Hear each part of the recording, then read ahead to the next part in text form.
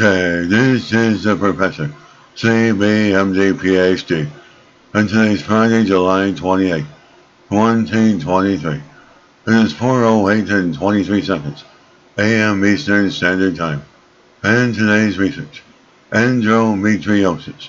So let's jump to it here. The study links cadmium levels in women's urine to endometriosis, date July 24, 2023. Source: Michigan State University.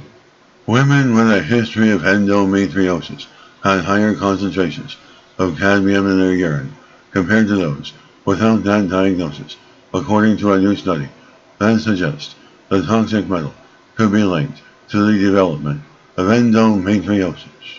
Affecting 1 in 10 reproductive age women, endometriosis is a gynecologic condition in which tissue that looks like the lining of the uterus or womb appears outside the uterus.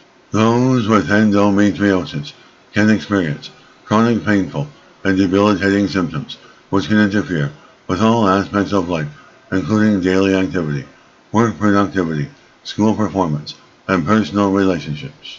The scientific investigators and researchers say, by looking at environmental risk factors such as metal cadmium, we are moving the needle closer to understanding risk factors for the condition. As cadmium is a toxic metal, a metallomisogene, meaning it can act like the hormone estrogen. In the U.S., people are commonly exposed to cadmium by breathing in cigarette smoke and eating contaminated food like spinach and lettuce. While this is not the first study exploring a potential link between cadmium and endometriosis, the researcher said it is the largest study to look at cadmium measured in urine, which reflects long-term exposure between 10 and 30 years. A national study representative of the U.S. population between 1999 and 2006, out of the survey's more than 41,000 participants, the researchers limited their study population, those 20 to 54 years of age, with information on endometriosis diagnosis. The researchers then analyzed the data, dividing the cadmium levels into 4 classes, or quartiles, with the first quartile being the lowest exposure, and the fourth being the largest exposure. They found that participants in the second and third quartile were twice as likely to have been diagnosed with endometriosis than those in the first quartile.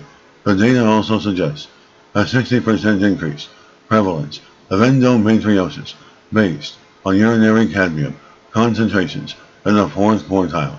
The findings are interesting given that cadmium can act like the hormone estrogen, and the hormone essential to the development of endometriosis. The researchers say further studies are needed to confirm their findings.